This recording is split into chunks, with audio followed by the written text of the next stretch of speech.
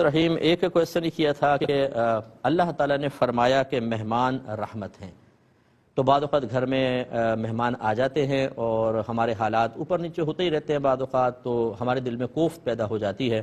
اور بعض اوقات دل میں تنگ دلی پیدا ہوتی ہے، بعض اوقات ان کے جانے کے بعد ہم ان پہ کچھ بیڈ کمنٹس بھی پاس کر دیتے ہیں، کوئی تنقید کر دیتے ہیں، تو کیا حکم شرع ہوگا؟ دیکھیں بہن، پہلی بات تو اچھی طرح یاد رکھیں کہ جب تک آپ کو کنفرم نہ ہو کوئی بھی بات اللہ اور اس کے رسول کی طرف منسوب نہ کریں، کیونکہ یہ جھوٹ منسوب، اگر وہ جھوٹی ہوئی تو جھوٹ منسوب کرنا لازم آئے گا۔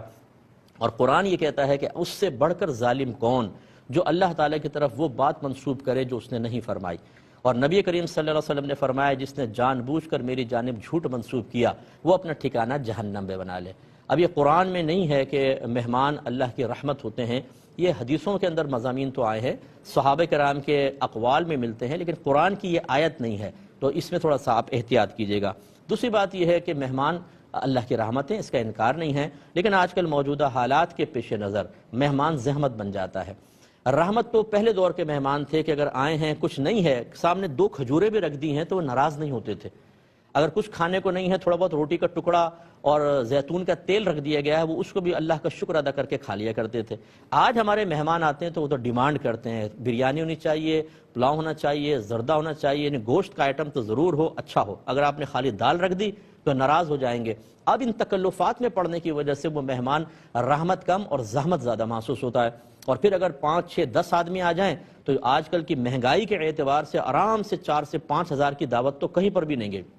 اور اگر ایسے مہمان آ جائیں کہ آنے کے بعد جانے کا نام لا لے، 2 دن، 3 دن، 4 دن، 5 دن ٹھہر جائیں تو بیچارہ غریب آدمی تو گیا کام سے، پورے مہینے کی تنخواہ اس کی شاید اسی میں لگ جائے گی۔ اس اعتبار سے اگر دل میں اس قسم کے مہمانوں کے بارے میں تھوڑی بہت تنگ دلی اور کوفت پیدا ہو جائے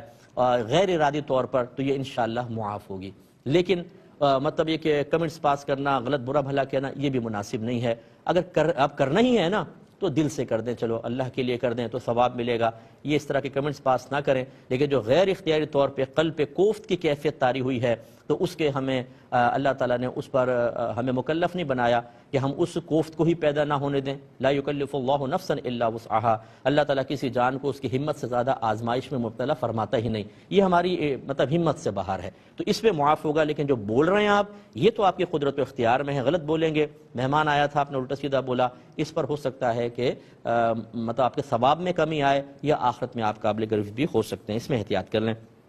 اور ہمیں گزارش ہے مہمانوں سے کہ اگر آپ کہیں مہمان بن کر جائیں کوشش یہ کریں کہ اپنی ڈیمانڈ نہ کریں۔ اگر کوئی سامنے رکھ دیتا ہے، چائے پہ بھی آپ کو چائے پلا دی تو یوں نہ کہیں کہ یار ہمیں تو چائے پہ ٹرخا دیا، بسکٹ تک نہیں رکھے ساتھ میں، خالی چائے، اتنا بھی کوئی تنگ دست نہیں ہو رہا۔ کیا اس بیچارے کے حالات ہیں، کیا نہیں ہیں، آج کل اس قدر برے حالات ہیں، مطلب جو آپ ہم مطلب جو جانتے ہیں، جو لوگ اطراف میں قریبی لوگوں سے تعلق رکھتے ہیں ان کو پتہ ہے کہ آج 1000 کا نوٹ لے کر جائیں تو پتہ ہی نہیں چلتا، سبزی والے کے پاس ایک دم ہوا میں اڑ جاتا ہے 1000 کا نوٹ اور بالکل ختم۔ اب غریب آدمی، کم تنخواہیں، اور ہم پورے کے پورے قبیلوں کو لے کے وہاں پہنچ جائے، 6 بچے ہیں، میاں بیوی، 2 اور رشتہ دار آ گئے، 8، 10 پہنچ گئے تو گیا کام سے بیچارہ وہ تو، اس لیے تھوڑا سا خیال ہمیں بھی کرنا چاہیے۔